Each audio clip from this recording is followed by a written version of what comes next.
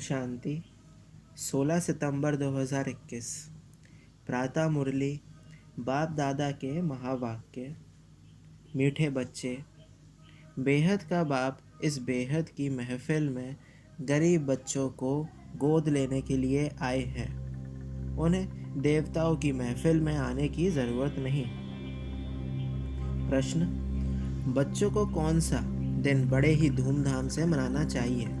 उत्तर: जिस दिन मरजीवा जन्म हुआ, बाप में निश्चय हुआ, वह दिन बड़े ही धूमधाम से मनाना चाहिए। वही तुम्हारे लिए जन्माष्टमी है। अगर अपना मरजीवा जन्मदिन मनाएंगे तो बुद्धि में याद रहेगा कि हमने पुरानी दुनिया से किनारा कर लिया, हम बाबा के बन गए, अर्थात वर्षे के अधिकारी बन गए। गीत: महफिल में जल उठी क्षमा। ओम शांति। गीत, कविताएं, भजन, वेदशास्त्र, उपनिषद, देवताओं की महिमा आदि तुम भारतवासी बच्चे बहुत ही सुनते आए हो। अभी तुमको समझ मिली है कि ये सृष्टि का चक्र कैसे फिरता है। पास्ट को भी बच्चों ने जाना है, प्रेजेंट दुनिया का क्या है वह भी देख रहे हैं, वह भी प्रैक्टिकल में अनुभव किया है। बाकी जो कुछ होना है सो अभी प्रैक्टिकल में अनुभव नहीं किया है। पास्ट में जो हुआ है उसका अनुभव किया है। बाप ने ही समझाया है, बाप बगैर कोई समझा ना सके। अतः मनुष्य हैं परंतु वह कुछ भी नहीं जानते हैं। रचयिता और रचना के आदि मध्य अंत को कुछ नहीं जानते। अभी कलयुग का अंत है ये भी मनुष्य नहीं जानते। हाँ, आगे चल अंत को जानेंगे, मूल को जानेंगे, बाकी सारी नॉलेज को नहीं जो जानेंगे। पढ़ने वाले स्टूडेंट ही जान सकते हैं। यह है मनुष्य से राजाओं का राजा बनना, सो भी ना असुरी राजाएं परंतु देवी राजाएं, जिन्हों को आसुरी राजाएं पूजते हैं। ये सब बातें तुम बच्चे ही जानते हो। विद्वान, आचार्य आदि जरा भी नहीं जानते। भगवान जिसको क्षमा कह पुकारते हैं उसको जानते नहीं। गीत गाने वाले भी कुछ नहीं जानते, महिमा सिर्फ गाते हैं। भगवान भी कोई समय इस दुनिया की महफिल में आया था। महफिल अर्थात जहाँ बहुत इकट्ठे हो। महफिल में खाना पीना शरीर आदि मिलता है। अभी इस महफिल में तुमको बाप से अविनाशी ज्ञान रत्नों का खजाना मिल रहा है, अथवा ऐसे कहें हमको बेकुंठ की बादशाही बाप से मिल रही है। इस सारी महफिल में बच्चे ही बाप को जानते हैं कि बाप हमको सौगात देने आए हैं। बाप महफिल में क्या देते हैं, मनुष्य महफिल में एक दो को क्या देते हैं। रात दिन का फर्क है। बाप जैसे हलवा खिलाते हैं और वह सस्ते में सस्ती वस्तु चने खिलाते हैं। हलवा और चना दोनों में कितना फर्क है। एक दो को चने खिलाते रहते हैं। कोई कमाता नहीं है तो कहा जाता है ये तो चने चबा रहे हैं। अभी तुम बच्चे जानते हो बेहद का बाप हमको स्वर्ग की राजाई का वरदान दे रहे हैं। शिव बाबा इस महफिल में आते हैं ना, शिव जयंती भी तो मनाते हैं ना, परंतु वह क्या आकर करते हैं ये किसको भी पता नहीं है। वह बाप है। बाप जरूर कुछ खिलाते हैं, देते हैं। माता पिता जीवन की पालना तो करते हैं ना, तुम भी जानते हो। वह माता पिता आकर के जीवन की संभाल करते हैं, अडॉप्ट करते हैं। बच्चे खुद कहते हैं बाबा हम आपके 10 दिन के बच्चे हैं, अर्थात 10 दिन से आपके बने हैं। तो समझना चाहिए कि हम आपसे स्वर्ग की बादशाही लेने का हकदार बन चुके हैं। गोद भी ली है। जीते जी किसी की गोद ली जाती है तो अंधश्रद्धा से तो नहीं लेते हैं। माता पिता भी बच्चे को गोद में देते हैं, समझते हैं हमारा बच्चा उनके पास जास्ती सुख ही रहेगा और ही प्यार से संभालेंगे। तुम भी लौकिक बाप के बच्चे यहाँ बेहद के बाप की गोद लेते हो। बेहद का बाप कितना रुचि से गोद लेते हैं। बच्चे भी लिखते हैं, बाबा हम आपका हो गया। सिर्फ दूर से तो कुछ नहीं कहेंगे।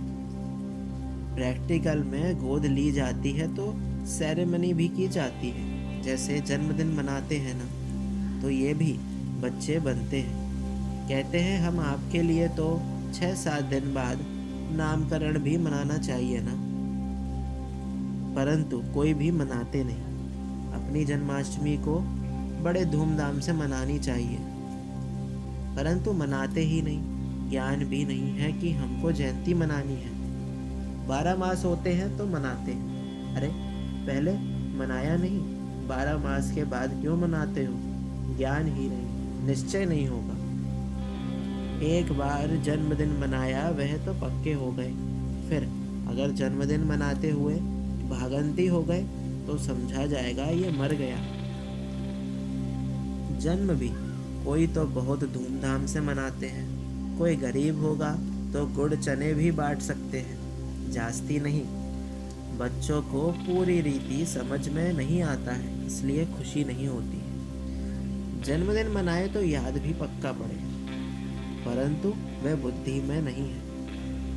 आज फिर भी बाप समझाते हैं, जो जो नए बच्चे बने उनको निश्चय होता है तो जन्मदिन मनाए। फलाने दिन हमको निश्चय हुआ, जिससे जन्माष्टमी शुरू होती है। तो बच्चे को बाप और वर्षे को पूरा याद करना चाहिए। बच्चा कभी भी भूलता थोड़ी है कि मैं फलाने का बच्चा हूँ। यहाँ कहते हैं कि बाबा आप हमको याद नहीं पड़ते हो। ऐसे अज्ञान काल में तो कभी नहीं पक कहेंगे। याद ना पड़ने का सवाल भी नहीं उठता।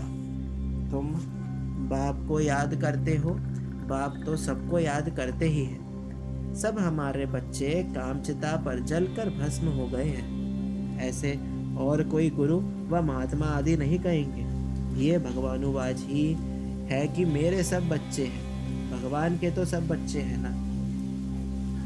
सब आत्माएं परमात्मा बाप के बच्चे हैं। बाप भी जब शरीर में आते हैं तब कहते हैं ये सब आत्माएं हमारे बच्चे हैं।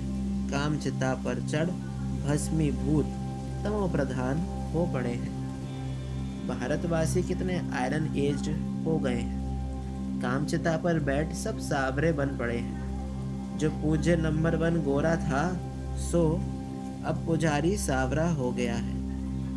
सुंदर सो श्याम है। ये कामचिता पर चढ़ना गोया सांप पर चढ़ना है। वैकुंठ में सांप आदि नहीं होते हैं जो किसको डसे। ऐसी बात हो ना सके। बाप कहते हैं 5 विकारों की प्रवेशता होने से तुम तो जैसे जंगली कांटे बन गए हो।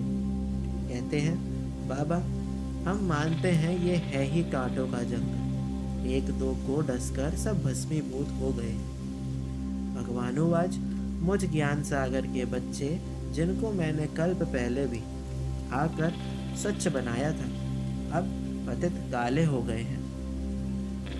बच्चे जानते हैं हम गोरे से सावरे कैसे बनते हैं। सारे 84 जन्मों की हिस्ट्री ज्योग्राफी नट शैल में बुद्धि में है। इस समय तुम जानते हो कोई 5 से 6 वर्ष से लेकर अपनी बायोग्राफी जानते हैं।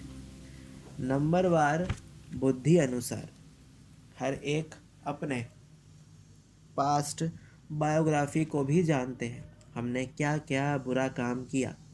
मोटी मोटी बातें तो बताई जाती हैं, हमने क्या क्या किया। आगे जन्म की तो बता ही नहीं सकते। जन्म जन्मांतर की बायोग्राफी कोई बता ना सके। बाकी 84 जन्म कैसे लिए हैं सो बाप बैठ उन्हों को समझाते हैं। जिन्होंने पूरे 84 जन्म लिए हैं उनकी ही स्मृति में आएगा। घर जाने के लिए मैं तुमको मत देता हूँ।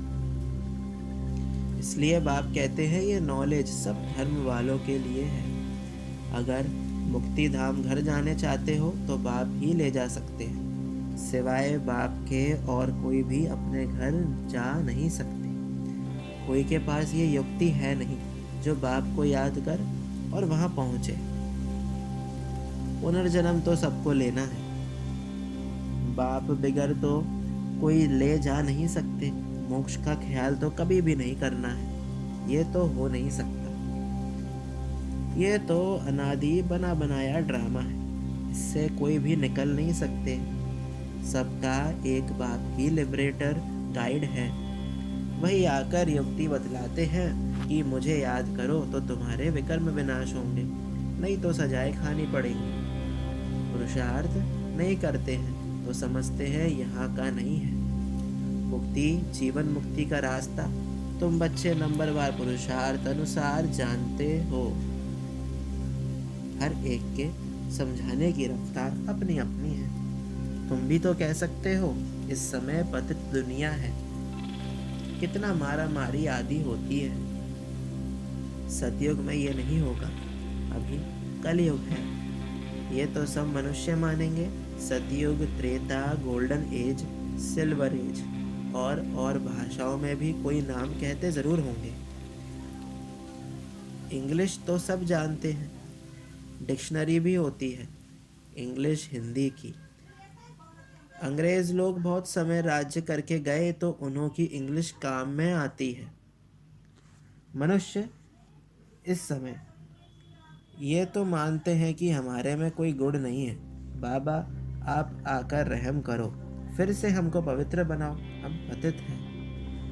अभी तुम बच्चे समझते हो कि पतित आत्माएं एक भी वापस जा नहीं सकती। सबको सतो रजो तमो में आना ही है। अब बाप इस पतित महफिल में आते हैं। कितनी बड़ी महफिल है।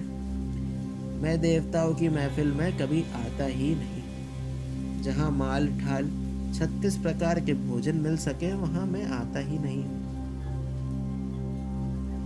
जहाँ बच्चों को रोटी भी नहीं मिलती, उन्हों के पास आकर गोद में लेकर बच्चा बनाए बरसा देता हूँ। साहूकारों को गोद में नहीं लेता हूँ, वे तो अपने ही नशे में चूर रहते हैं। खुद कहते हैं कि हमारे लिए तो स्वर्ग यहाँ ही है, फिर कोई मरता है तो कहते हैं कि स्वर्गवासी हुआ, तो जरूर ये नरक हुआ ना। तुम क्यों नहीं समझ जाते हो? अभी अखबार में भी युक्ति युक्त कोई ने डाला नहीं है। बच्चे भी जानते हैं हमको ड्रामा पुरुषार्थ कराता है। हम जो पुरुषार्थ करते हैं वह ड्रामा में नूंद है। पुरुषार्थ करना भी जरूर है, ड्रामा पर बैठ नहीं जाना है। हर बात में पुरुषार्थ जरूर करना ही है।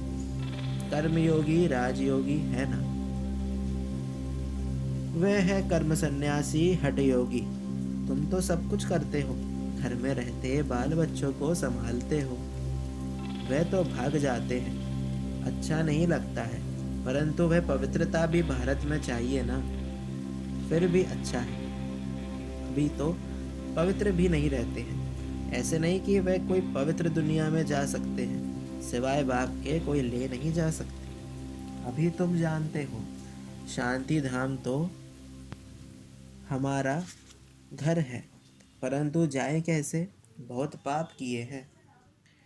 ईश्वर को सर्वव्यापी कह देते हैं, ये इज्जत किसकी गवाते हैं? शिव बाबा की। कुत्ते बिल्ली कण कण में परमात्मा कह देते हैं, अब रिपोर्ट किसको करें? बाप कहते हैं मैं ही समर्थ हूँ, मेरे साथ धर्मराज भी है।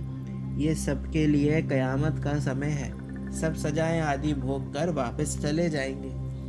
ड्रामा की बनावट ही ऐसी है, सजाएं खानी ही है जरूर। ये तो साक्षात्कार भी होता है, गर्भ जेल में भी साक्षात्कार होता है। तुमने ये काम किए, फिर उनकी सजा मिलती है। तब तो कहते हैं कि अब इस जेल से निकालो, हम फिर ऐसे पाप नहीं करेंगे। बाप यहाँ सम्मुख आकर ये सब बातें तुम्हें समझाते हैं, गर्भ में सजाए खाते हैं। वह भी जेल है, दुख फील होता है। वहाँ सतयुग में दोनों जेल नहीं होती जहाँ सजा खाएं। अब बाप समझाते हैं बच्चे मुझे याद करो तो खाद निकल जाएगी। ये है तुम्हारे अक्षर बहुत मानेंगे। भगवान का नाम तो है, सिर्फ भूल की है जो कृष्ण का नाम डाल दिया है। अब बाप भी बच्चों को समझाते हैं, ये जो सुनते हो सुनकर अखबार में डालो। शिव बाबा इस समय सबको कहते हैं, 84 जन्म भोग तव प्रधान बने हो। अभी फिर मैं राय देता हूँ, मुझे याद करो तो विकर्म विनाश होंगे, फिर तुम मुक्ति जीवन मुक्ति धाम में चले जाएंगे। बाप का यह फरमान है, मुझे याद करो तो खाद निकल जाएगी। अच्छा, बच्चे कितना समझाएं कितना समझाएं। अच्छा, मीठे मीठे सिकी लदे बच्चों प्रति माता पिता बाप दादा का याद प्यार और गुड मॉर्निंग। रूहानी बाप की रूहानी बच्चों को नमस्ते। हम रूहानी बच्चों की रूहानी बाप दादा को याद प्यार और गुड मॉर्निंग। नमस्ते नमस्ते, शुक्रिया बाबा शुक्रिया। धारणा के लिए मुख्य सार। पहला, हर बात के लिए पुरुषार्थ जरूर करना है। ड्रामा कहकर बैठ नहीं जाना है। कर्मयोगी राजयोगी बनना है, कर्म सन्यासी हठ योगी नहीं। दूसरा, बिगर सजा खाए बाप के साथ घर चलने के लिए याद में रहकर आत्मा को सतो प्रधान बनाना है, सावरे से गोरा बनना है। वरदान, अपनी श्रेष्ठता द्वारा नवीनता का झंडा लहराने वाले शक्ति स्वरूप भव। अभी समय प्रमाण, समीपता के प्रमाण, शक्ति रूप का प्रभाव जब दूसरों पर डालेंगे तब अंतिम प्रत्यक्षता समीप ला सकेंगे। जैसे स्नेह और सहयोग को प्रत्यक्ष किया है, ऐसे सर्विस के आईने में शक्ति रूप का अनुभव कराओ। जब अपनी श्रेष्ठता द्वारा शक्ति रूप की नवीनता का झंडा लहराएंगे तब प्रत्यक्षता होगी। अपने शक्ति स्वरूप से सर्वशक्तिमान बाप का साक्षात्कार कराओ। स्लोगन, मनसा द्वारा शक्तियों का और कर्म द्वारा गुणों का दान देना ही महादान है। ओम शांति।